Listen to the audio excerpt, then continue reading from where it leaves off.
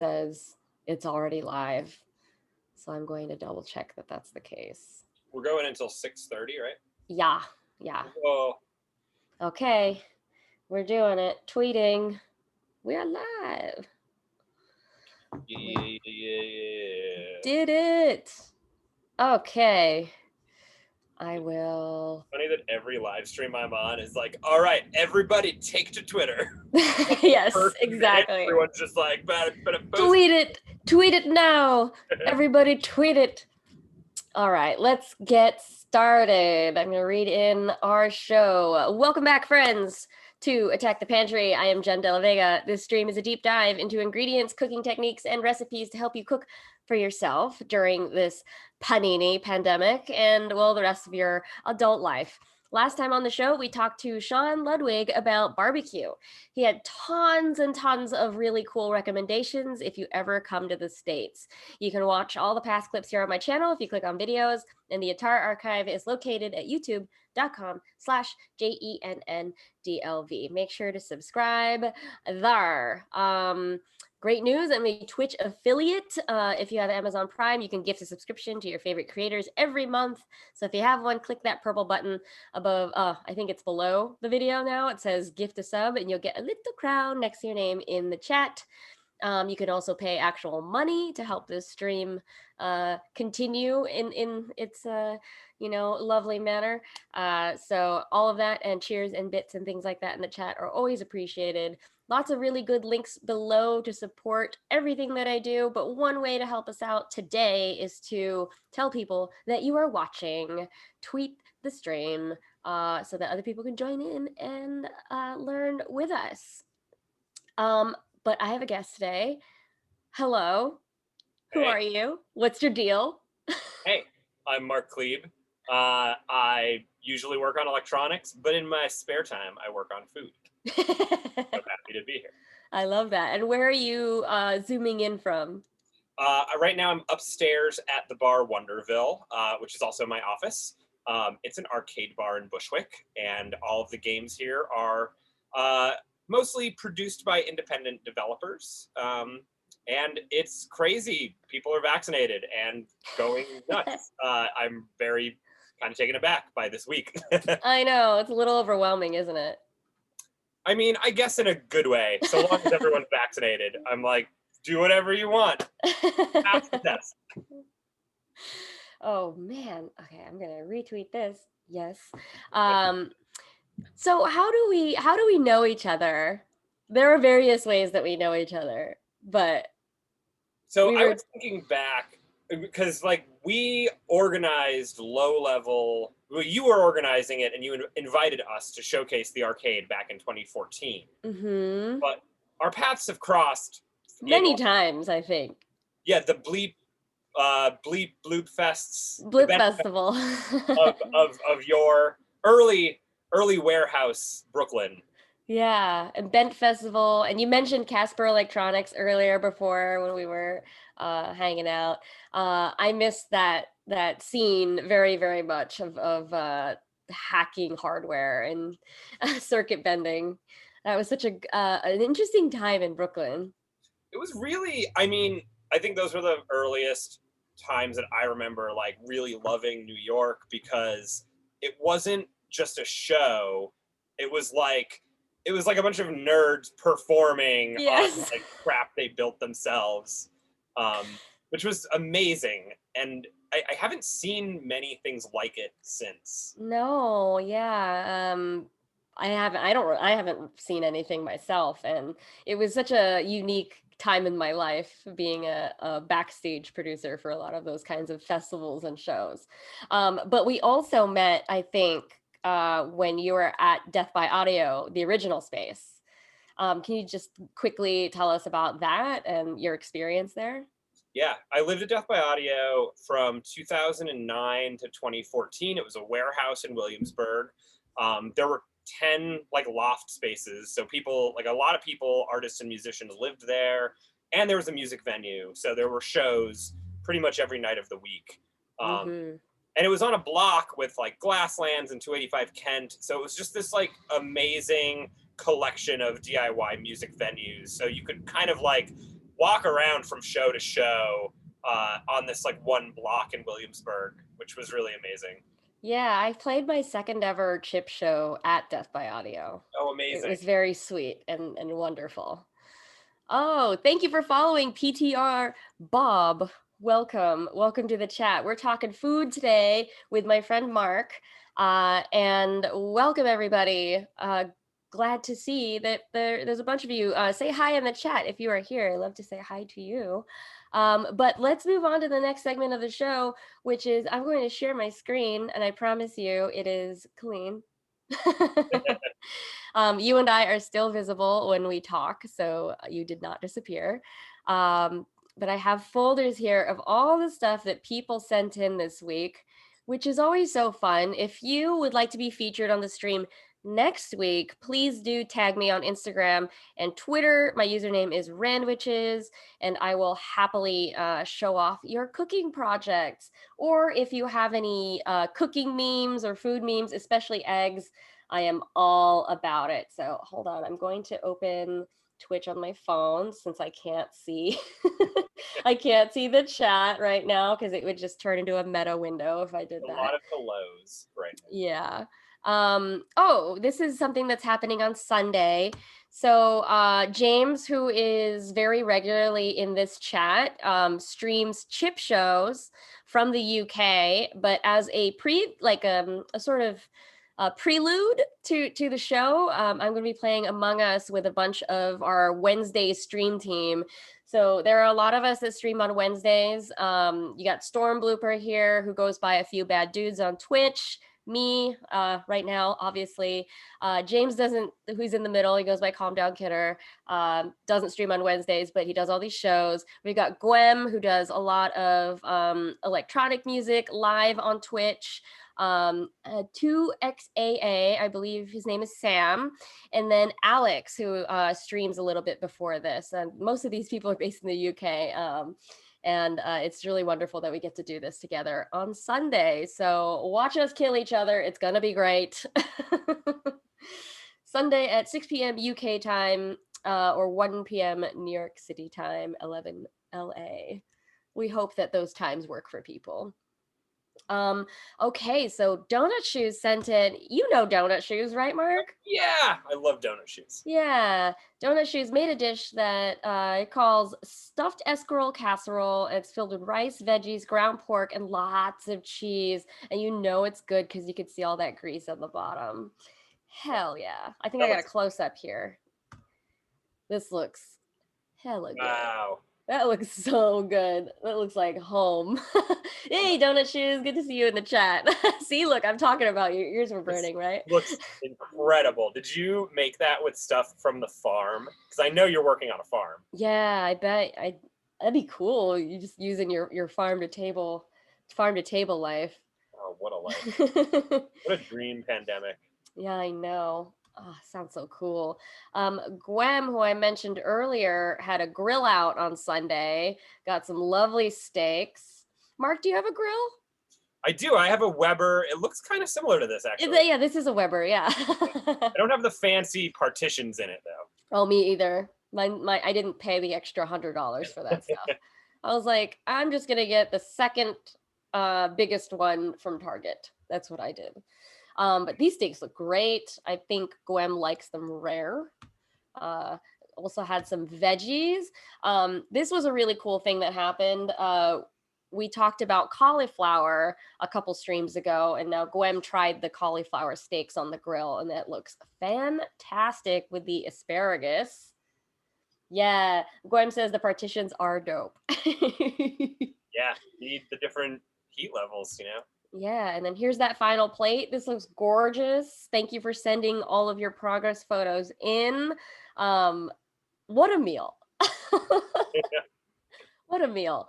I really want to grill something this weekend, so I'm gonna try to do that. But thanks for sending those in. JV sent this meme in. Dear Mario, do not come to the castle. I've baked an absolute dog shit cake. Just completely fucked it up. I am so sorry, Peach. This is all about the whole princess is another castle. She's just saying, don't come in here. I mean, couldn't that have been the case in the games anyway? Like, she's just like, I don't want you to rescue me, man. Yeah, Like, having a good time. Please leave me alone. yeah, that's how it would be if I wrote the game. Coming on really strong. Yeah. Oh, hi, Justice. Good to see you. Memes are food when they are spicy. Boom. Yes, agreed. Oh, hey, Carl. Carl's here. That's the secret of Monkey Island ending. Thanks for tuning in, Carl. Good to see you. This one is a graphic warning for you all. This is a cake my friend Kate made.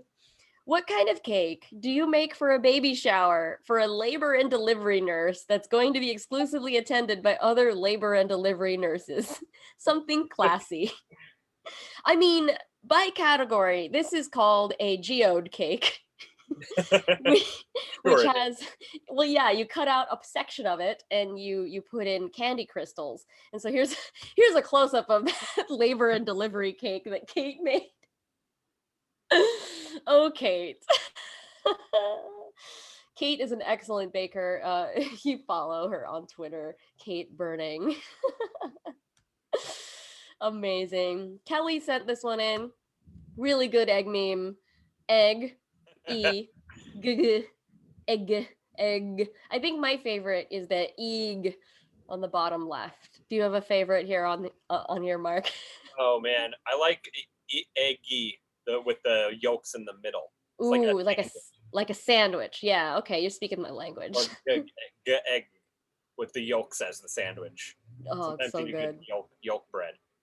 The one on the right in the middle, the geg, reminds me of a 90s toy, right? The ball that you step on the disc and you bounce on it. Oh yeah, it was like a ball, but it had a ring around it. I don't remember what that was called. Does anybody in the chat remember what that toy was? It was like a pogo stick, but just a ball with no handles. I don't know. Like That's what it reminds crazy, me of. dangerous kids' toys in the 90s, but they were Absolutely dangerous. yeah, moon shoes. That was a good one. Love it. Thanks, Kelly, for sending this one in. Schmas took that the yard to table advice a couple streams ago from Carly and Chris. My friends were here to talk about growing your own vegetables in your yard. And Schmas harvested a bunch of chive flowers for scrambled eggs here. They look beautiful. It looks like Schmas used both the bulbs and the bloomed purple flowers. It's incredible. I've had chive flowers before on sushi. Like instead of having soy sauce, we had grated ginger, chive flowers, and a little bit of scallion, which was pretty spicy and good. Wow. Yeah. This looks beautiful. It's very beautiful. Schmas is like on another level sometimes. Speaking of which, on another level, did you have plans with friends like when you first got vaccinated? Was like did you make a plan like with your friends? For me, it was a sleepover, and to go to Nowadays for my birthday. But I can't remember anything in particular, but I mean, probably because it was like, we're done. We did it. It's time. Yeah. Well, Schmas had this crazy promise he made his friends. They said, when we get together, can we make a wedding cake? No one's getting married. But he said it was like a 3-day process. The inside is a vanilla cake, a white cake, and then lemon curd on one level, and then chocolate ganache in between. We didn't get a cut photo here, but this looks like a lot of freaking work. I mean, you make a wedding cake. it looks amazing. It looks great. The piping on it. There's even like watercolor brushings on the middle layer. It's gorgeous. Wow, incredible. Good job, Schmas. Like maybe this is a potential career for Schmas. Was it called a space hopper? I think Justice is suggesting space hopper. I don't know if that was the name of the toy that we were talking about earlier. Oh, I don't know. I don't know. Maybe we'll have to Google it, everybody. But thanks for sending those in, everybody. To be featured next week, please do tag me on Instagram and Twitter. And if I missed you, please call me out and let me know, because sometimes I don't catch everything. As for me this week, I went to a restaurant called Hunky Dory. Have you heard of this, Mark? No, I haven't been. Where is it? Oh, it's in Crown Heights. It's really cute. They have a big outdoor patio, and for breakfast, I wanted their strawberry sorbet. And it was that like 90-degree day, and so you can see that it's clearly melting, and so I had to like shove the whole thing in my. I ate it very quickly. Just shove a bunch of sorbet in my mouth for breakfast. It was very, very good. They have kolaches and coffee in the morning, and then they open it up to a lunch and dinner menu later on in the day. I can still taste that. It was so good. Have you ever had takoyaki? Oh, I love takoyaki. Yeah, so I got a pan. You can get a cast iron pan from Lodge to make takoyaki. But instead of octopus, I did cheese and ham. So this is called chizuyaki. I researched. It's called chizuyaki, which is, I think, an amazing name for a dish. But it requires a lot of patience, like lots and lots of patience. You gotta keep turning them, right? Until they Yeah. look like You turn them 90 degrees with 2 toothpicks until they're browned all on the outside like this. But worth it. I inhaled them like Kirby. It was amazing. What else is happening in my world? I visited my friend Carly, and this is Gordon. Oh. Who's got a little shaved behind right now because he got a bunch of shots. So that's why he was really sleepy. But doesn't this dog look like a stuffed animal? It doesn't look real. Oh, he looks so adorable. He's very cute. Like pet his shaved butt. Aw, Gordon. Gordon's a good boy. I juiced a lot of stuff. So I constantly am running out of room in my fridge. Everybody on the stream knows that this is like a constant problem that I have. And so what I'll do is I'll start juicing all the vegetables. And so I don't remember everything. So I think the bottom was apple, and then I had snap peas, celery, and then tomatoes, which ended up tasting pretty good. Yeah, I really love my new juicer. It's been saving my fridge and making me feel good when I drink a lot of juice. Do you have a juicer, Mark? You know, we do, but we haven't been using it. And it was something we talked about bringing to Wonderville, and I was like, what are we going to do with it at Wonderville? But fresh juice cocktails, maybe? I mean, that would drive the prices up a little bit, maybe. It's labor intensive, but yeah. I don't know, maybe. Yeah. Yeah, think about it. Think about it. What would you do with all the waste? Yeah, that's the thing. Yeah. See, that's the thing, is like compost, probably. You'd be surprised how much you make from like a day of juicing. This was a new discovery. I totally got suckered by the marketing on this damn can. La Di Da is an oat milk latte, so it's dairy-free soft drink, and I haven't really had anything with hemp extract before, and so unknowingly I just had it in the middle of the afternoon thinking this is delightful. Hemp has like a weird chemical taste at first, and then it disappears as you continue drinking whatever it is, and I felt real sleepy. Is that what hemp does? I haven't really consumed it, but yeah, so it has like CBD levels. It's like a legal dosage of CBD and no THC in it. So I felt very relaxed, and I was like, I should take a nap. And then I was just gone for 2 hours, just disappeared off the face of the earth for 2 hours. So I'm going to have these at night. But I was also confused because the same brand has a caffeine version of this. So my body, I think, would be very confused, or would it just level out? Does nothing for you. It's just for the taste. Just even keel.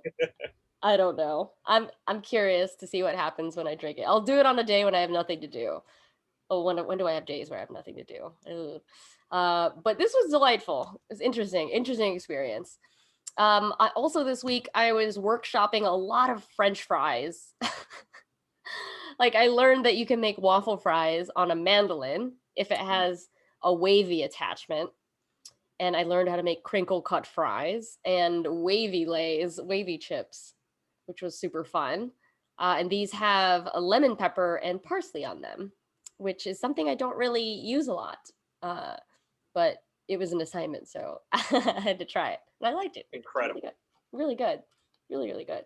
And the thing about the bottom waffle fries is that they're just so much work and they're so delicious and they're gone in 5 seconds. Oh, Flomaine is in the chat and has redeemed 100 points for posture check. So, Mark, are you sitting up straight? I am now. I am now. Thank you for checking on our well-being, Flomaine. All right. What else did I do this week? I'm finally getting a little bit of breathing room. I turned in a really big book project on Friday and have some time to start eating everything in the freezer.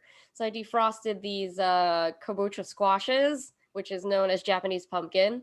We've got a ponzu onion sauce over some cabbage with sesame seeds and pecans. So this is entirely vegan, which is a new thing for me, but delicious. Fun, fun, fun. And then finally, what's going on here? Oh man. So there's this place in Greenpoint that I've always just walked by. It's called Light Bites on Nassau. And I thought it was just a bodega. Yeah, because they have like all the boar's head, the sandwiches and stuff. But then I saw a little sign. Oh, and some friends on Instagram told me about it, that they sell like Haitian food and Jamaican food. So this is a chicken roti filled with dal and chickpeas. It was so spicy and so good. It was like eating a Chipotle burrito, and it was like this big. It was thick and heavy, and came in around $10, but I didn't mind. It's gonna be like 2 meals for me, and it was delicious. So Light Bites in Greenpoint on Nassau, incredible, so good. But that's all the stuff I said I took this week. Let's look at what Mark sent in. Let's start with the big one, your oldest one. Oh yeah, this is my first Thanksgiving. Your first turkey. So yeah, it's I don't know. This was from 2016, so I wanted something older, and this was the first like Friendsgiving that my now wife Stephanie and I did when we lived in Greenpoint. And so we were like, no rules, no parents. I'm gonna make the turkey however I want. And so this came out really good. We did a bacon lattice, and also if anyone's made a Thanksgiving turkey, usually like make a butter and baste it under the skin. And so we ground up a bunch of bacon into that butter as well. And so oh wow. Yeah, so under the bacon lattice is the skin, and then under the skin is a bacon butter. Yeah, bacon butter. Double the fat. It's a lot of cholesterol. Yo. But if you're gonna go for your first Thanksgiving turkey, you got to go hard. Go hard, yeah. Damn. And so this was not at your house, though. We lived in a loft in Greenpoint, so we had roommates, and so the Thanksgiving was for about 15 people, and we did this big spread. But we did the turkey, and friends brought other foods. So yeah, I think I've done maybe like 5 turkeys since then. Nice. And I never did the bacon lattice again. I think it was maybe overkill. It is a lot of work, and it's funny that bacon shrinks. And so that is a lot of bacon fat, but really cool looking also. Was it really moist? It was. That's the effect, yeah. But ever since I've started brining the turkey, and that's the hands down best way. That's the best, the best way. I've made turkeys every year since I was 16. So 20-ish years. And some years I've done more than one turkey, which is insane. But I love turkey. I love talking about it. Some of my favorite flavors have been, I did a Doritos Cool Ranch turkey one year. Amazing. I did a pastrami turkey. Like we brined it in pastrami seasoning and then smoked it for like 8 hours, which was super fun. I'm trying to remember all the others. I've done like an apple turkey, like apple butter under the skin, apple gravy, that kind of thing, stuffed with apples. Yeah. But yeah, do you have any other turkey tips for people out there who want to try this when turkey time comes around? Yeah, it took a while to kind of figure out how to do the turkey really well. I think number one, definitely brine it. And I've experimented with different kinds of brines and like vegetables and spices and things. But you can't go wrong, like 24 hours. And then I always do some kind of compound butter under the skin. Same. Um, and I think, I think this is how you do duck as well, where you want to have a little bit of separation between the skin and the meat so it like gets crispier. Mm-hmm. But like, That's yeah, a after that that you can go wrong. that's a secret to Peking duck. Some restaurants have an air compressor that they put under the skin and inflate it so that it creates the air pocket. Not necessarily stuffing things underneath it, but that division and pulling it off the meat helps it crisp up better for sure.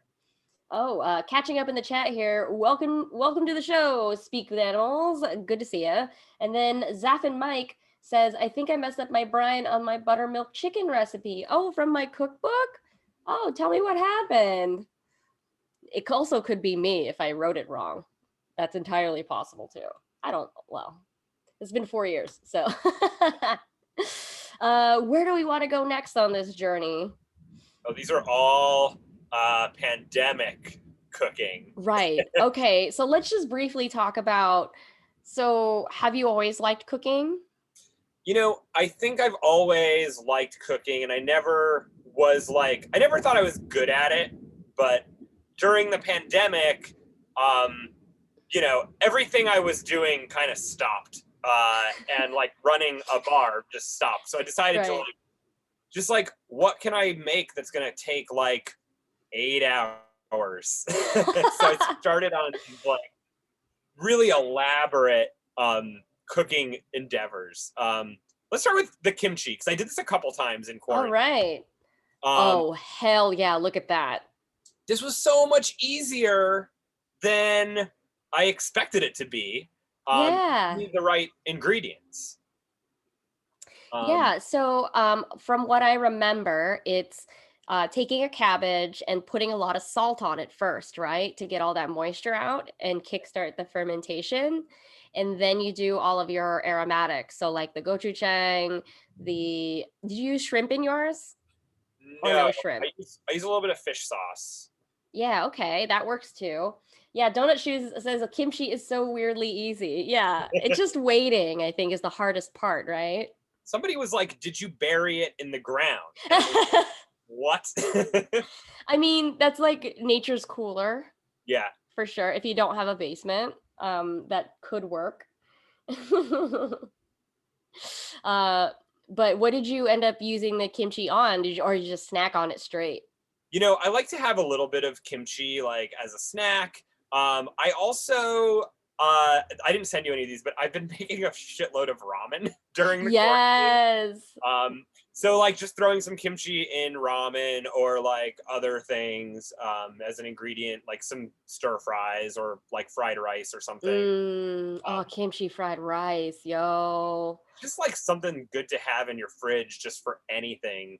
Totally. Yeah, it was great. I certainly have kimchis.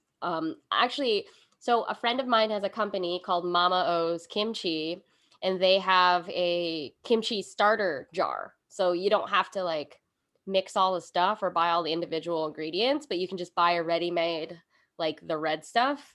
So all you have to do is salt your cabbage and then rinse it and then add the red stuff. So I've been kimchiing other vegetables. So I did celery leaves, uh, jalapenos, double the spice, lots of onions, lots of radish. You can kimchi pretty much anything with that stuff.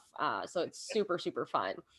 Okay, we got some insight from Donut Shoes. Burying it is supposed to be a traditional method, I think. Don't know enough about it. I agree. I think it's because it's cooler underground there. Yeah. But cool. Very, very cool project. Do you like other kinds of pickles? You know, I did a little bit of pickling at the beginning, but like they weren't coming out really good, so I was like, I'm gonna stick to kimchi. This worked well I for me. mean, kimchi is, yeah. And I got It's like pretty a good. giant bag of gochujang, so I'm like, well, I gotta use it now. Yum. Yum, yum, yum. All right, where are we going on our journey here? I don't know. What do you want to do next? Let's talk about Oh, this chicken tikka. Look at that sauce. so this was my first tikka masala, and this was I didn't send you all the process Oh photos, yeah. but you know, there was like you cook the chicken, you have to make the sauce, and there's like a whole process to it. But it Yeah, came out, did you soak it in yogurt? yeah, Okay, marinated cool. in like a yogurt, and it was delicious. It was really good. Mm, yeah, I love there was like a chicken tikka recipe I think on the New York Times where you broil the chicken with the yogurt on it and then you make the sauce and stuff and it's like got these charry bits. Yeah, Uh yeah. I think I did that. I have to like go mm, through my 500 Instagrams to find it, but that sounds so familiar. of all the dishes, why did you choose chicken tikka? I I think like during the pandemic, I was sort of like, what have I never done? Like, what do I have ingredients for? And I think it was the day where I was like, I have chicken, I have rice, I have yogurt. Like, all I need is like tomatoes and a couple other things. Um, so that's kind of how that happened. It's mostly like me looking at the fridge and being like, what can I make? Yeah. I I love chicken tikka. Like even though I know it's sort of like basic to get it every time I go to an Indian place. It's just so good. I don't know. I just can't stop ordering it. Yeah. Oh, catching up here in the chat. Owen's here. Hi. I was wondering, since a cabbage is the same species as broccoli and other veg, you could probably kimchi so many things. That's very, very true. Oh Very, yeah. very true. Um, oh, and Donut Shoes recommends kohlrabi to kimchi. Mm. That's a great idea because kohlrabi takes on the flavor of anything really that you put it in. What is kohlrabi? It's a root vegetable. It's a little sturdy. It's very abundant in CSAs in the fall here. I don't know how to describe it other than it's like if a broccoli stem was a more palatable vegetable. German turnip there is how you think of it. Thanks, Owen. Yeah, it's a good way to put that. And it's got these like notches on it because it grows leaves from the sides of it, like Mm. and the leaves all go up. We'll have to get a photo of it eventually. But cool. Where are we gonna go next here? Maybe this what's this French onion soup movie that we've got? I didn't have a photo of this. I just have them coming out What are of the you doing? broiler. Oh, you got your broiler. Oh, I bought these wow. Crocs specifically to make French onion soup because we didn't have any. Let's pause right here on that. Look at that beautiful thing. I feel like somebody in the chat had made French onion soup a couple weeks ago. And so, walk me through the process of making French onion soup. Yeah, I mean, honestly, it's just a lot of time because you're Yes. you're like just waiting for a lot of onions to like cook down until they're like all caramelized, and Mm-hmm. then yeah, you basically add the broth and kind of just like let it simmer for a long time. Um, and then yeah, the broiler is just like bread and cheese on top, and that doesn't take long at all. But I think it was like 3 hours from Yeah. slicing the onions to like having it ready to go in the broiler. Onions have so much moisture, and this is like a ongoing joke in the food world that every recipe about caramelizing onions is wrong. It's like, no, it's not 15 minutes. It's more like 45 or 2 hours. Yeah. I think it was like the longer, well, I don't know, the longer and slower the better, right? Because like Yes. just extend the life of the onion. I love doing it in the slow cooker, Mm, yep. which saves you a lot of time. It's very passive, and you can do it while you're working or while you're sleeping, and then you'll have like onion house in the morning, but whatever. Perfect. Best house. But yeah, those are lovely crocks that you have. I don't really have ones that are that big or onion safe, oven safe. I have little cocottes, which are much smaller. It's ramekin size. But I like that they have a convenient handle, which is cool. Yeah, it was really, I mean, we wanted to make this and I didn't have the Crocs. And I was like, it's time to get some Crocs. Time to just buy them. All Going with right. this. All right. Really cool. And then let's see. What about this birria? Yeah. This was Uh, like yo. last week. Nice. So I've embraced trendy appliances during the pandemic, and Oh. almost everything now incorporates either our air fryer or our Instapot. Ah, got it. So yeah, I mean, this one was made in the Instapot, and we have a subscription to ButcherBox, and we've got like beef stew for like beef stew. Mm. And I was trying to think about like what to make, and every place around here now has birria and birria. Birria, yeah. So yeah, I found a recipe and did it in the Instapot, and it was super easy.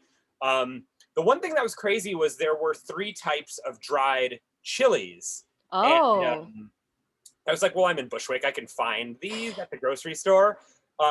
And what I found is like a lot of these, like ancho chilies are also poblano chilies. And like, Yes.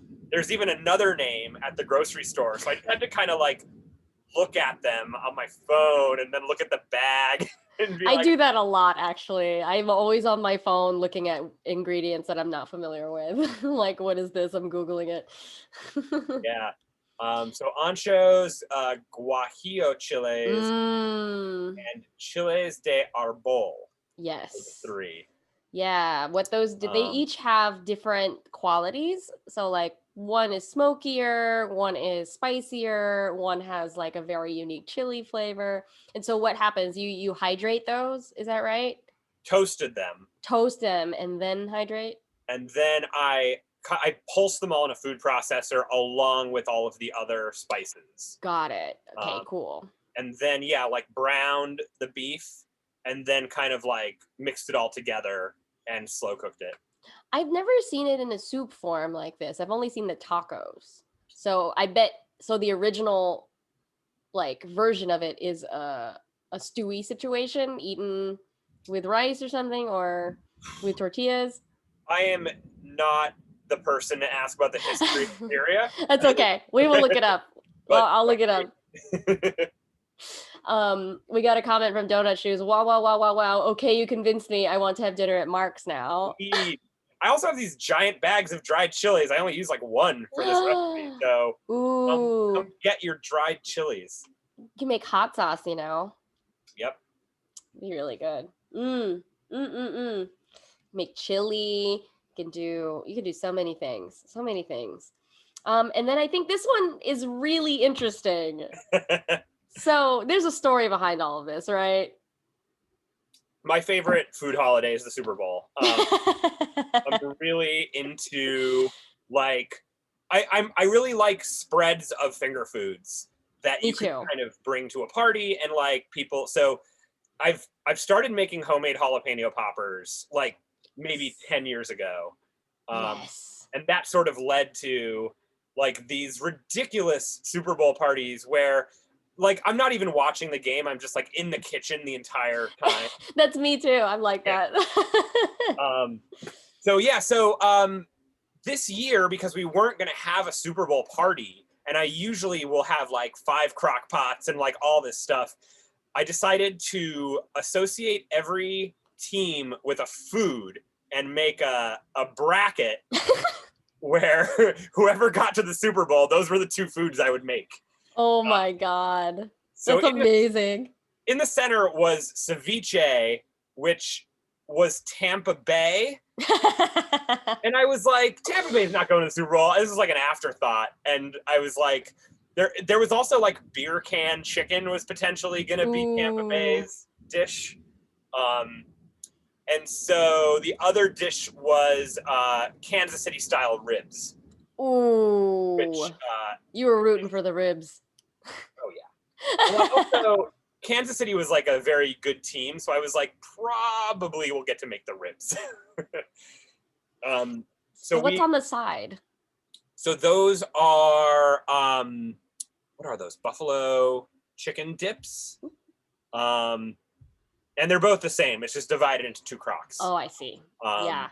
But yeah, this was the dip spread that came out first, and then the ribs came out later. Oh, nice. So you ended up doing the ribs anyway. Yeah, the ribs cooked for like 8 hours on the Weber. And I don't know if anybody remembers, but it was like a very crazy snowstorm during the Super Bowl. Oh, yeah. And so I would like put on like a parka and snowshoes and like go out to the Weber and just like marinate the ribs and like go back in my house. It was wild. Amazing. That's so funny. I love that you mapped all the teams to dishes. Do you remember what the others were or some of your favorites? Yeah. So for Tennessee, we had Nashville hot chicken.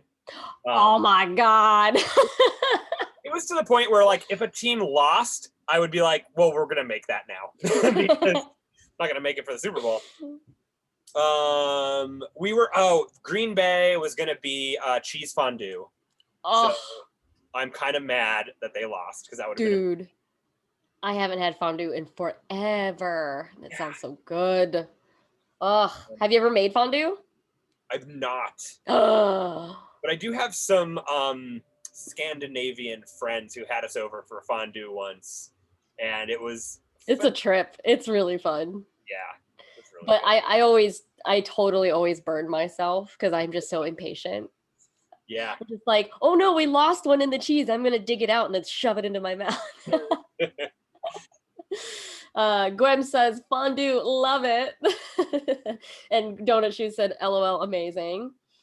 Carl says, I still say for Buffalo, if they ever make it to the Super Bowl again, you should do chicken finger subs instead of wings. Like at Publix.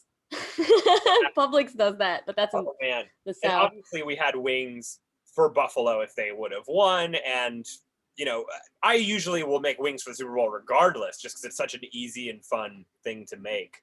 Yeah, chicken finger subs also sounds good. Get those giant subs and just like chop them up. Yeah, so good. Oh, now I want that. You reminded me that, I mean, Super Bowl is also one of my favorite cooking holidays. I mean, Thanksgiving is number 1 for me, but number 2 is definitely the Super Bowl, even though I don't watch the game at all. And I think, no, you didn't come to this, but I had a super nacho bowl where we did a buffet of nacho ingredients. And at the end of the line, you had to put your nachos under a camera. And I did aerial shots of all of them. And we animated them over time, like maybe like 50 something nachos. It was so fun. It was great. Carl says there's a place on, you think, the 1st or 2nd Ave that does them real good. Oh, chicken finger subs? Gotta go get them. Gotta go get. That sounds incredible. Incredible. Well, this Super Bowl, I think, I love that you made the Super Bowl bracket. I feel like there are so many other things we can map to foods. I don't know, like what's coming up? Like, oh, we could have done something for the Oscars. I'm going to stop sharing my screen now. Or I don't know, what's coming up?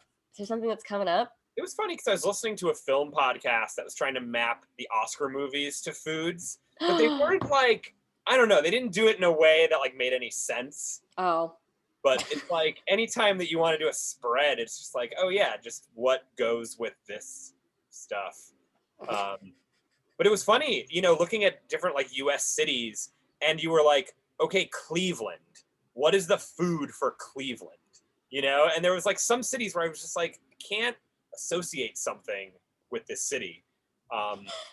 And maybe I'm not from Cleveland, so I apologize if anybody's like, how could you?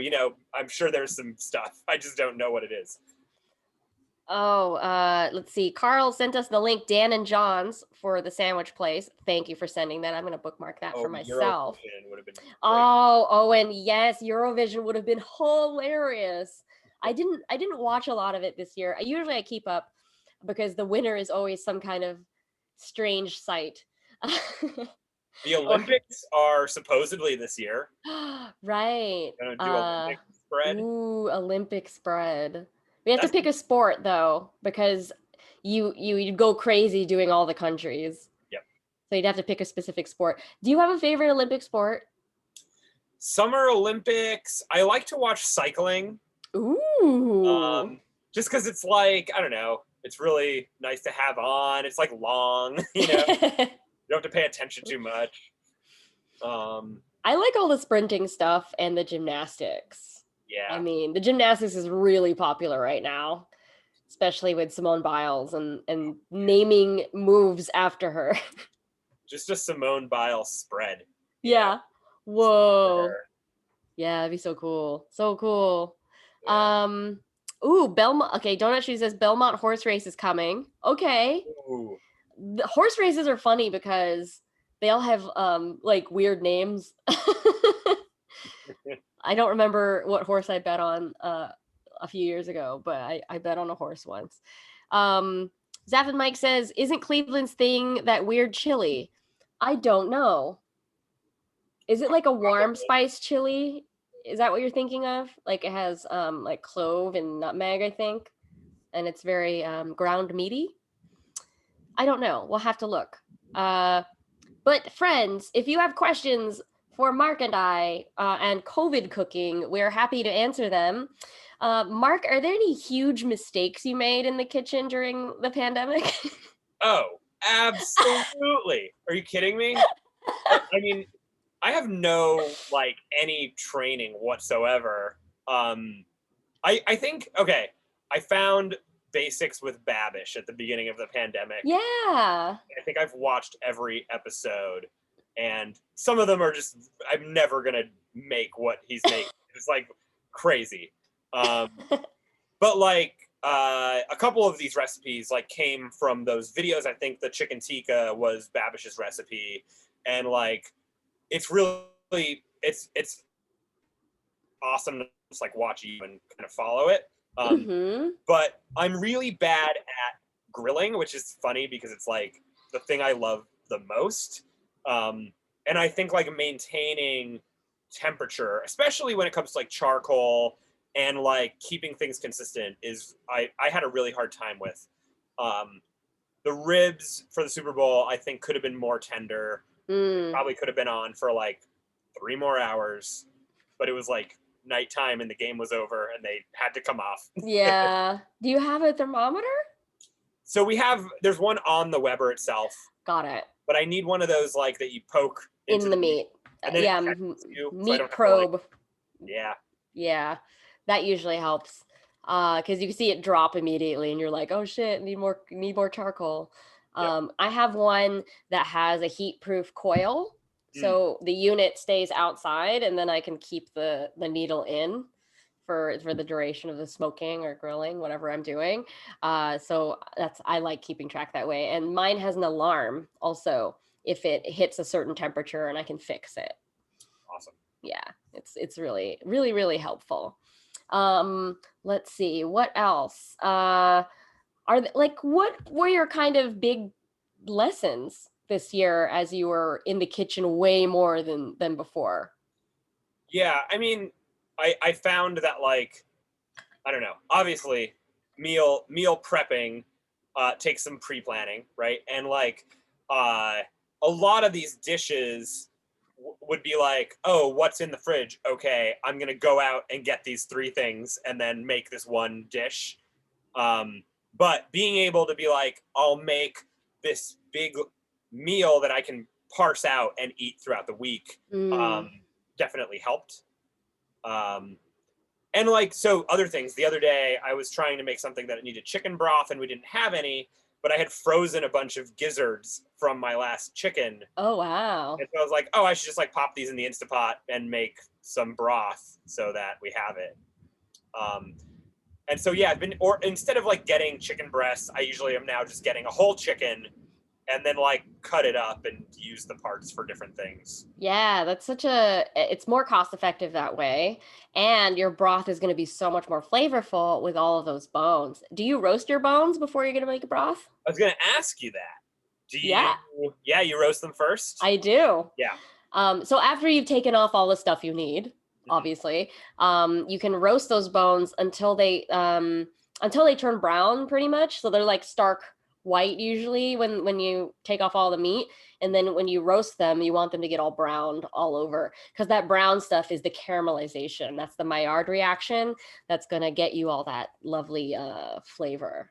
That's like scraping the bottom of a frying pan, you know. The déclaquage, there's a name for it. Donut Shoes is sharing a thought here with us regarding COVID era cooking mistakes. I was on a big broccoli cheddar soup kick, and I screwed up my second batch by putting too much cheese in too quick and too hot, and ended up with a stringy cheese mess.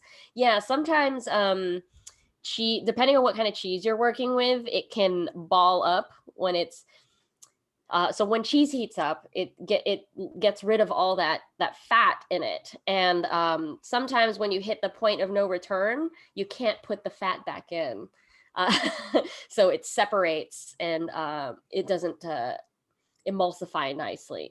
So sometimes the way to fix that is to use an immersion blender to break it up, but it really depends on what kind of cheese you're using, because pre-shredded cheese in the bags is usually tossed in cornstarch, which is supposed to help it melt into other things better. But it really, really depends on sort of the moisture level and the type of cheese. Depends on kind of what you're doing, but I always try to do a little bit at a time on a lower heat so that it'll incorporate more smoothly. That's kind of the secret to fondue, actually. Here's a cheese question for you. My wife and I argue over whether you should get a block of cheese and grate it, or if you should get like the pre-shredded cheese, because she's always like, this is easier, I'm going to do this. It depends on what you're doing, what you're using it for. So like I said, the shredded cheese usually has cornstarch mixed into it. So if you're doing something where the cheese does not need to be thickened, like, then you don't need that cornstarch bit. The per ounce price of a block is much cheaper than the shredded, but you are losing that on the time it takes to grate. Sure. So it depends. If you're in a hurry, go for the shredded stuff. If you're not in a hurry and want to save money, go for the block. And do you have a food processor? Yes, it's great. Oh my god. Do you have the attachment for the grater? What does it look like? It's a disc. A disc? Yeah. Never used it. It's been in the drawer the whole time. If you get like a bunch of blocks of cheese, you could just do them all at once very quickly. It's amazing. Now you're gonna have a nacho party. Phenomenal. Okay, we got more insight about that escarole casserole here. I used block cheddar for the inside and bag shredded on top. Oh yeah. We love different textures in a dish. So good. So good. Mark, do you have a favorite cheese? If I'm just eating like cheese and crackers, I'll get Gouda, like smoked Gouda. With the brown outside? Yeah. Yeah. Incredible. Classic. For cooking, Gruyere, I guess. Yes. But also like need to have a Parmesan, need to have a mozzarella, just like the always standards. Ever present in the fridge. You know, Oaxaca cheese has been great. That's what was in the birria. And like I'll just peel that off and eat it. It's great. It is technically a string cheese. It's for anyone who doesn't know what Oaxacan cheese is, it's like mozzarella. It's a style of pasta filata, but it's from Oaxaca, Mexico, which is very exciting. I think that it's a little firmer than what you would expect from a mozzarella, but it's really great as a snack cheese as well. Does anyone have any questions in the chat about cooking during this COVID year? Or if you have any insight or lessons learned for yourself that you'd like to share with the group, we would love to hear it. Mark, do you have any general cooking questions for me? Or do you have cooking goals? You know, I think cooking goals is like, I'd love to be able to feel confident about cooking anything. I guess I don't bake so much, so I tend to avoid like breads and like anything that requires yeast. Oh, sure. Yeah, I get you. I totally get you. But I also avoid baking, but I think this year, because of the pandemic, I was making a lot of my own breads. But my gateway was more savory breads or quick breads. So like scallion pancakes. Oh yeah. Or using already made puff pastry to make my own tarts, or starting with like really easy, ready to go pie crusts so that I could get used to handling it and then doing it from scratch. I really, this is the one thing that I was obsessed with was the King Arthur flour cast iron pizza recipe. It is so good. It is one of those projects sort of you have to wait for it to rise, but it was easy. And they have a help hotline if anything goes wrong or if you have a question. Oh, cool. Yeah, King Arthur Baking. They know what they're doing. Yeah. So cool. Oh, that's awesome. Oh, we've got a lot of comments here in the chat. Mark from Carl here. Do you have any documentation of the origin of the Tot Waffle? Absolutely. Okay, what is a Tot Waffle for the people who don't know? If you have tater tots and a waffle iron, you can make a tot waffle. Just make sure they're not frozen. You can leave them in the refrigerator overnight and then put them on the waffle iron and smush it. And it takes about 5 minutes, and then you have a tot waffle. I really enjoyed them when you were serving them at Wonderville. It was so good to have them at Wonderville during the pandemic. I don't think our staff enjoyed making them because I get it. Yeah. They're kind of messy. Here it is. This was the tweet. I'm going to drop it in the chat. It was March 19th, 2020. It was like 4 days into the pandemic. And this tweet was like, I know you're depressed, but you probably have a waffle iron. You could probably get tater tots at the grocery store. I love it. I love it. Genius. We made it in real life. So good. Here, Owen has a question. Was Mark more into nailing down a couple new dishes or more into experimenting and exploring? Because you were definitely more of the former. I think I was more into experimenting and trying new things. There were some things that I would like making a whole chicken, right? I could do variations on that. Like I tried spatchcocking. Ooh, yes. I tried I think like I more wanted to see different ways of preparing different things rather than like perfect any certain dish.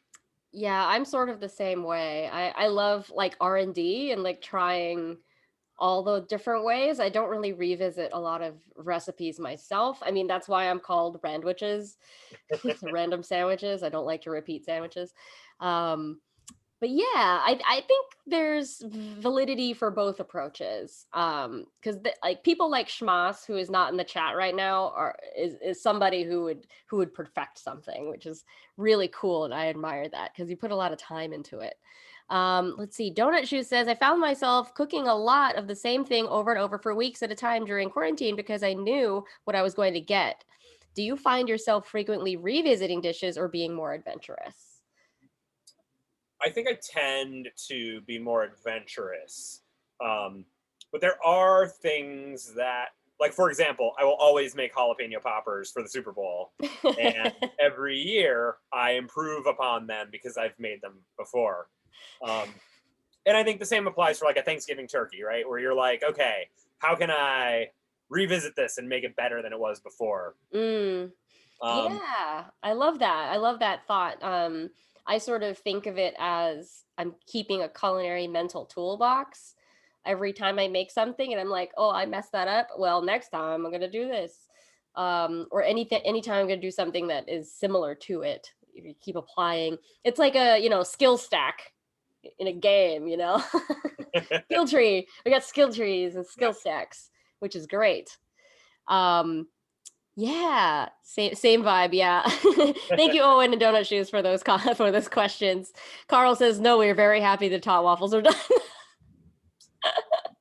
Maybe we'll get one of the takoyaki griddles, and then we can serve takoyaki. Oh my God, do not make takoyaki from scratch. Nightmare. It's like Kitchen Nightmares or Hell's Kitchen at Wonderville.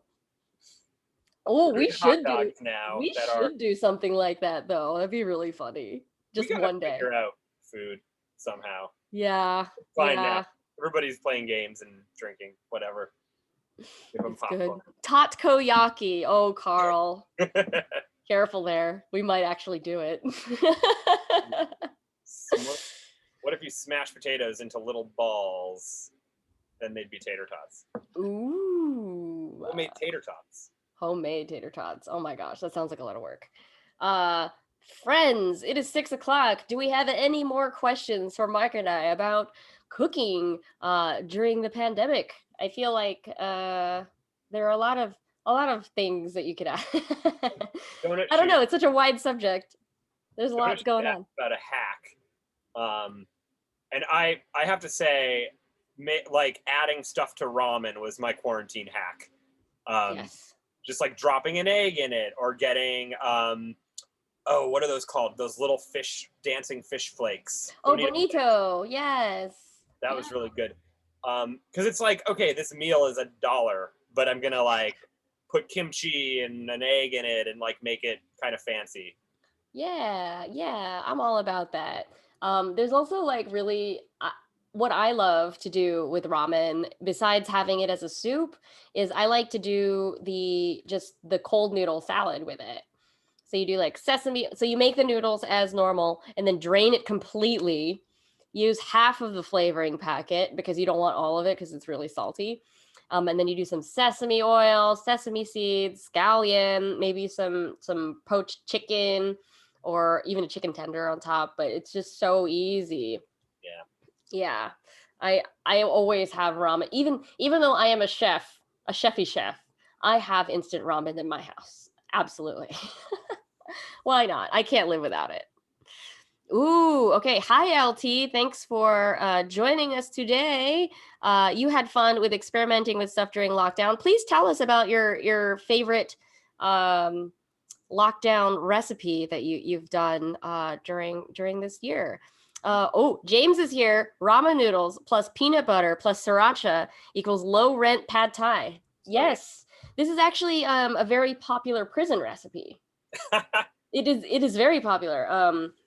I had to do a bunch of research about prison recipes for a book that I was working on. I believe. It was the last OG cookbook, and there's some really innovative things from that style of cooking, because it's all limitations. You don't have a lot of stuff. You don't really have consistent heat sources, so you have to be super, super creative. And I think one of my favorites was called the burrito. But it's technically a tamale. So you get a bag of Doritos, like a big bag of Doritos. You crush them up and then crush up ramen noodles and then put that in the metal bag.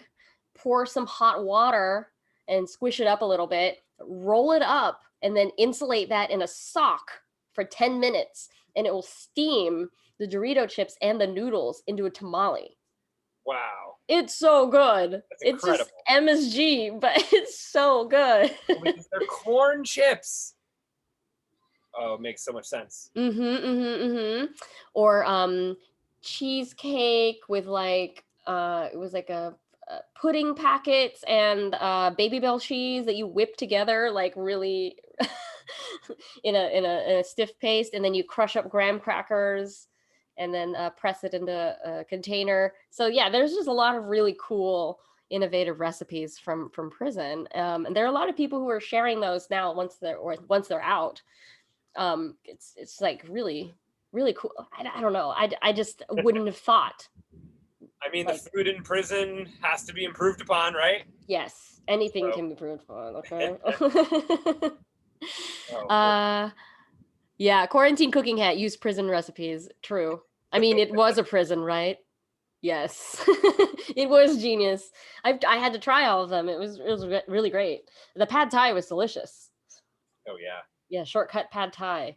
Very Yeah. cool. I think when I was in college, I remember, I was making a lot of pasta as you do in college. And I worked with someone who's Vietnamese, and they were like, just mix soy sauce and peanut butter, like you chunky peanut butter, so you have the peanuts. Yeah. And that sauce is like so good. You could put it on anything. I didn't know it was just so simple. Yeah. I mean, and garlic and ginger too. But it's, yeah, soy sauce and peanut butter. And Yum. Yum, yum, yum.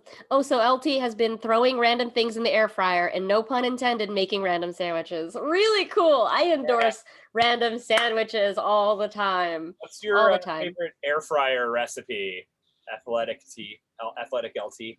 Yeah. What is your favorite air fryer? I don't have one, so I don't really have any expertise about that appliance. Not yet, at least.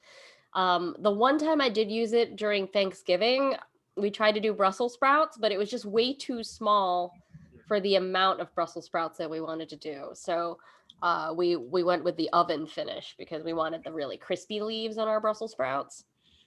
I've found success with vegetables. They come out really good. We just did asparagus in the air fryer and like peppers and onions. Yum. Chicken wings are really easy and really good. And then bacon comes out really good because you just throw it in the air fryer and it's perfectly cooked. Wow, you made me feel really hungry for bacon, and I happen to just have some here. Pull out my bacon drawer.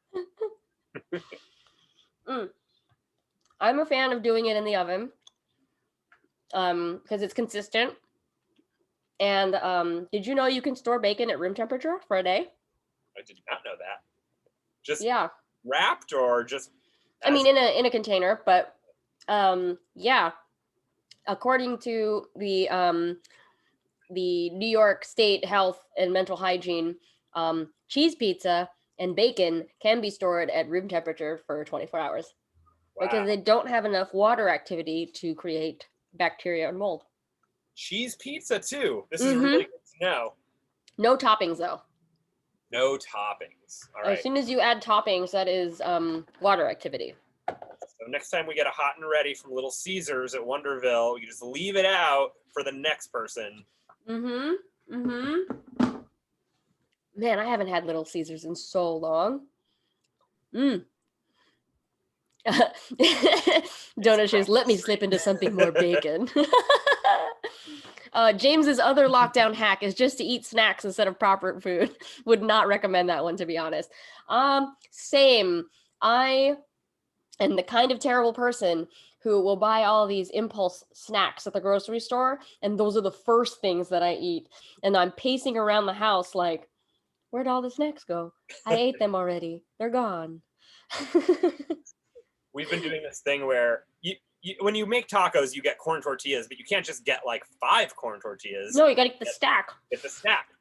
So it'll be like midnight, and I'll just be like, frying pan, tortilla, some cheese, like quesadilla, really fast. I'm a huge fan of flour tortillas.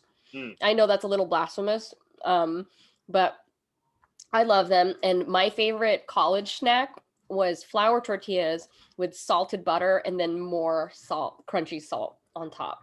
Ooh, yeah. That was it. It was really good. Man. Don't forget to compress all your proper food into one meal. My goodness. Juice all your food into one container. You know, we're talking about this ramen. You made me miss pan-fried noodles. You ever had that? Like the deep fried noodles that have like the really rich like oyster sauce and vegetable stir fry on top. I think that's what I want for dinner. It's good. I think I'm gonna do that. That's a good inspiration for dinner tonight. And actually, speaking of which, I think it's time to go to our final segment, friends, which is pretending we're on the show Chopped. Mark, are you ready for this? I'm ready. Get your brain stretched. So let's pretend, friends, that we are on Chopped. If you don't know this TV show, there is a basket with 4 mystery ingredients in it, and chefs have to use them to make a dish. In our case, you, that chat, will tell us what's in the basket. So chat, please shout out an ingredient for us to put in the basket. The first 4 will be the ones that we use. There are no wrong answers. Purpose of this exercise is to think about how far your ingredients can go and maybe inspire your dinner, maybe dinner or breakfast or something like that. I'll go through each of the ingredients individually, but feel free to just start spouting off, how you combine 2, 3, or all 4 of the ingredients. No pressure whatsoever. Imagine that you have a basic pantry in our mind kitchen, all the tools and time that you need. Just remember to feature stuff in the basket. Let's go. Rack of ribs from Gwem. Oh boy. Donut Shoes has escarole. LT, boxed macaroni cheese packet. Oh, clever. And then Owen with the Brussels sprouts. Oh, you're so funny. Oh my gosh. That's a good combination of stuff, friends. So a rack of ribs. Are we dry rubbing the ribs with the dried cheese? Yes, we are. Yes, we absolutely are. Kraft rack of ribs. That's really good. It could be really good. I think so. I've had cheesy, like Cheeto powder things before. I've done chicken tenders with Cheez-Its before, so I there's no reason why that wouldn't work. So just going through these individually. So the rack of ribs, they have bones. If we're talking about raw, they need to be generally slow cooked for a number of hours with a dry rub, and then you can finish them on the grill on high heat to caramelize that outside and then mop sauce on top of it. At least that's the American barbecue approach to it. In Japan, you can steam ribs. So you would cut them individually and put them in a bamboo steam basket for about 20, 30 minutes, and then they will be done individually because you've reduced that surface area on all sides. But ribs, very, very flexible. Just know that you're dealing with those bones. Escarole. Donut Shoes, can you help us with escarole? I know it's a green. It's an endive family. Is that right? Leafier than kale. Let's see. Yeah, I think it's like leek, right? Texture. It's kind of like thick greens. Let's see. It's leafier than kale, sold in bunches that look like a head of lettuce with short, wide, wavy edged leaves. Color and texture of the leaves vary. Those on the outside are darker green, a bit tougher, while the interior leaves are pale yellow and more tender. Flavor-wise, escarole is part of the chicory family. There we go. Means it's related to stuff like endive, radicchio, and other bitter greens. Okay, so that means we can treat it. Oh, yes. So you had a better sentence for this. Like escarole is a bitter green that's like a head of lettuce. Thank you. That with some garlic. Yeah. So these like leafy greens like that can be sauteed with garlic. They can be dried into chips and then ground up if you wanted to. Escarole can be made into a salad. Just know that it's going to be like this bitter taste. So you would need to balance it with an acid or a fat or a vinaigrette or something like that. What else about escarole? Obviously, you can do a casserole with it. It can be tossed in a variety of soups, in chilies, pastas, salads. I mean, anything you can think of for a green, you can do with escarole. It's just that the flavor profile is going to change what kind of sauce you're going to use. Boxed macaroni and cheese packet. I love that you put this in the basket. It's very funny. So this is dehydrated cheese, desiccated cheese product. It's just ground up. Usually there are preservatives and thickening agents in there. So you would not need to add more flour or cornstarch. It usually will be able to sauce up on its own when you add some liquid. A lot of the time you would add more dairy to constitute it, but think about other liquids that you could be using, like beer or wine or juices that might work well with it, like apple juice. might be really good with macaroni cheese flavor. Who knows? We don't know until we try, right? Fondue all the um, way. what else? So we can use it as breading. We can use it as a sauce. You can use it as a soup base, even if we, if we did like a broccoli cheese soup, but we switched an escarole. Wouldn't that be fun? Question for you. Will macaroni cheese like crisp up like Parmesan? Oh, I don't know. We would probably have to. So it's already in a dry state, and it would just burn in the oven. So we would need to constitute it somehow. Uh, but I don't know how. Either with water or milk? Maybe we'd have to try just to figure that out. But I think that's a good thought. We could do a cracker, like you could still add flour and do a cracker recipe with it, but it's the macaroni cheese flavor, which, like, you could make your own saltines, which is cool. Yeah, yeah. What else? Okay, so Brussels sprouts is the last one. They're Brussels sprouts. They can be roasted, they can be broiled. I love them when they get really crispy. You can steam them, but be careful. They're like part of that brassica family, so they can get really stinky if you overcook them. That's why a lot of kids have very traumatizing memories of it, because they've been over steamed or overcooked in some way. My favorite way to serve Brussels sprouts is to shave them on a mandolin and then toss them with lemon, pecorino cheese, lemon, and walnuts. Real good. Really, really good. Ooh, what is this recipe you just shared with us, Mark? So this is something that we've been making every Thanksgiving. It's a Brussels sprout, quinoa, dried cranberry with miso dressing. It comes out with this very Thanksgiving-y flavor. Yum. So it's really, really good, and it's really simple. Just mix everything together and it's done. Oh, James, I don't have a mandolin is an acoustic guitar. Okay. Ah ha ha. Music joke.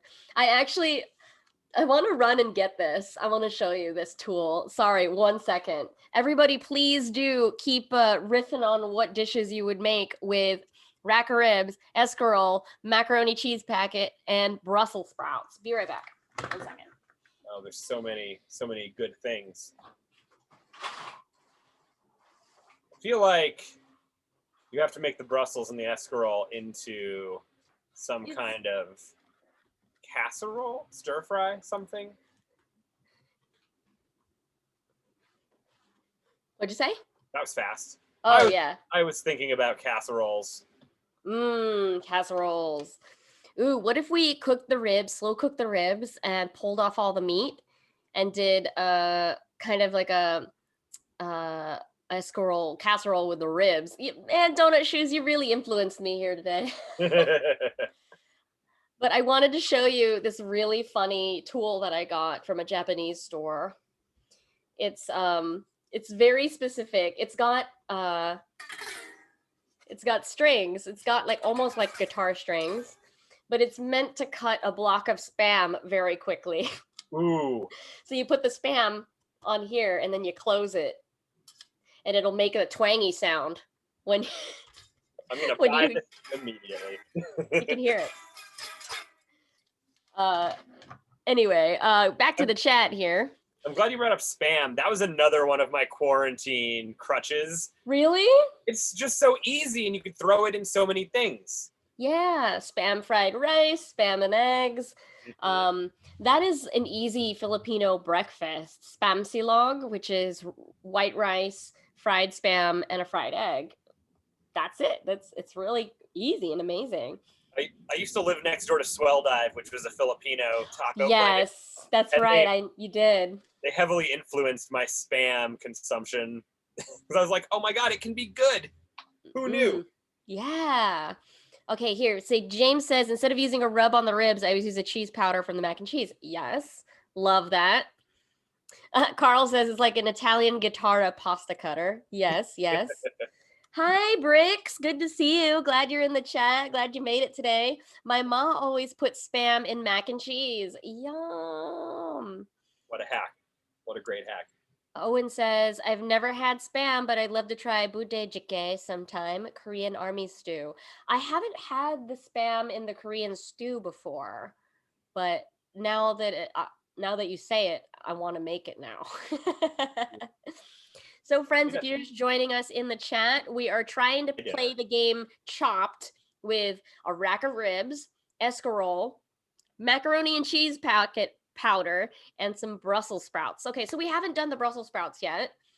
We could do cheese coated Brussels sprouts. That's easy. That's great. Let's see. Okay, so one way to approach this is to think about dishes that you already know how to make and then make a couple swaps in there with two of the ingredients maybe. That's one way I like to approach this exercise. I feel like your method of taking the rib meat and making something, because I can't think outside of rack of ribs, you know? Yeah. Yeah. Did you know that's actually how the McRib is made? The McDonald's McRib is actual rib meat that's been pulled off the bones and then reformed into a rib patty, which is so funny to me. It's like there's no bones in it, but it looks like that they've kept the shape of bones. Yeah, it's a very McDonald's thing to do. It's very funny. Gwem says shredded pork is good in mac and cheese. Yes, it is. Yes, it is. Mean, instead of the macaroni, if you have some shredded Brussels sprouts and escarole, and you just make a creamy kind of roux. Oh yeah. With rib meat. Ooh, using the advanced technology word roux. For friends in the chat who don't know what a roux is, it is a thickener made by cooking equal parts butter and all-purpose flour. So it makes a paste, and the lighter the roux, the more bonding it will provide in a thickening sauce, basically. So, for example, if you were doing a bechamel or a French sauce, the roux would be very white, or Alfredo sauce, it would be very white. But if you continue to keep toasting the roux, it will give you a deeper flavor, but will be a looser sort of binding structure. So you would cook it really long and toasty for a gumbo or a jambalaya. Most of the time gumbo, but not so much the jambalaya. Yeah, okay. So Donut Shoe says, my friend recently showed me honey glazed, skewered, and grilled Brussels sprouts. So since I have a grill on for the ribs anyways, thinking of doing that long honey glazed ribs and blanched shredded escarole pasta with the cheese packet stirred in. Hell yeah, that sounds like a great idea. LT says, cheese rubbed ribs topped with grilled escarole McRib style sandwich with a side of cheese batter, deep fried Brussels sprouts. Pew, pew, pew. That's so good. I love that. I do know you by now. That's amazing. So good. That's a great idea. Owen says, I like the idea of just dicing up veg and ribs and sprinkling the cheese over it like a real nice salad. Yes, we love it. Yeah. Oh, James. It's actually incorrect. LaRue is an English synth pop act form in 2006, most famous for their single Bulletproof. Yes, I am very familiar with LaRue. I got to see LaRue in Brooklyn before. So good. Yes, it is the best song, Bricks. Love it. This is tough, you're right. Escarole and Brussels sprouts are so similar and not the same flavor. So, using them together will give you a little bit of more dimension and a different mouthfeel because they both have, I think the escarole is a little bit of a softer bite than the Brussels sprouts if you were treating them raw. But yeah, there are a variety of ways that we can approach this. We can just do like a very easy garlic escarole and Brussels sprout saute. Think about other cuisines. Like, how would you make a taco out of all this stuff? Like, ooh. That's the best idea yet. Yo, ooh, what if we made tortillas using the mac and cheese packet and then did shredded Brussels sprout in there with the rib meat and a nice sauce. Oh my gosh, that sounds so fun. That sounds really Yeah. fun. Oh man, rib tacos. Mm-hmm. Rib tacos. Hell yeah. Uh James is a big fan, a big barbecue fan going in for the grill. Oh, I love that. That's great. Wait, Carl's old band was supposed to open for LaRue, but then she got really sick. What? And they went on tour with her? What? Yo, thinking about powdered cheese just sprinkled on a taco straight as a taco topper. Yes. We are all about this idea. Hard It's very shells, good. Ooh, or maybe gringo maybe mixed style. in with sour cream. Ooh, Yeah, like a macaroni and cheese sour cream or yogurt. yeah. Ooh, that's really good. It's so funny how like neon orange it is.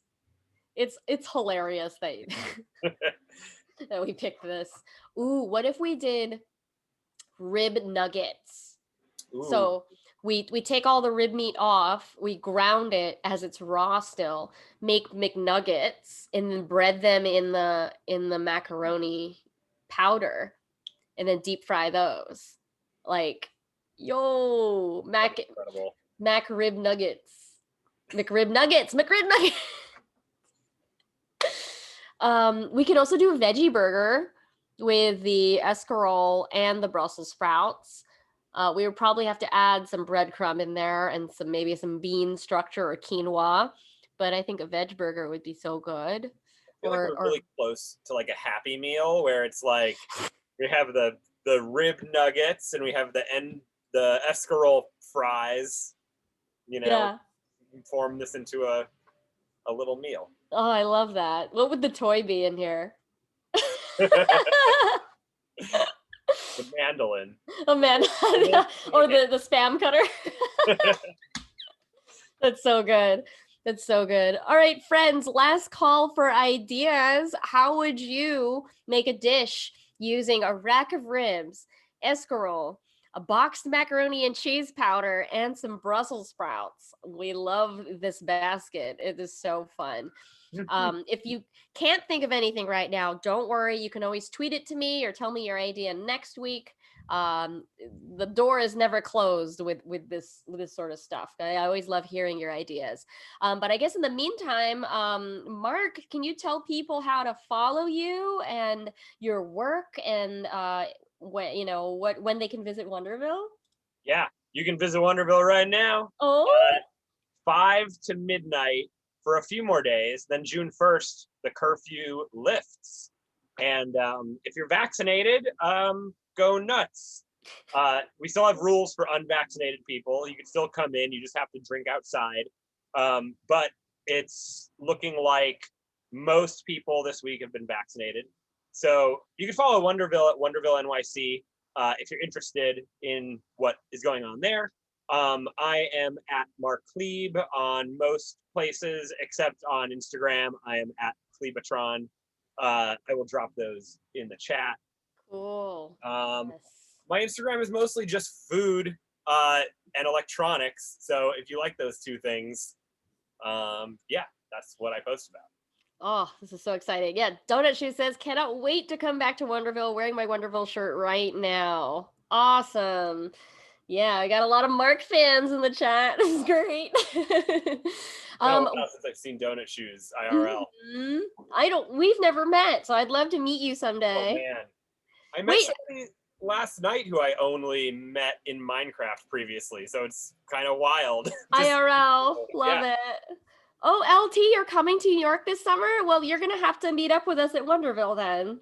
Let me know. So cool. Well, friends, I think we're gonna call it a show today. Just so you know, wait, let's see. Am I looking at the right date? I just want to make sure I'm telling you the right information. So next month, I'm actually taking a break from streaming.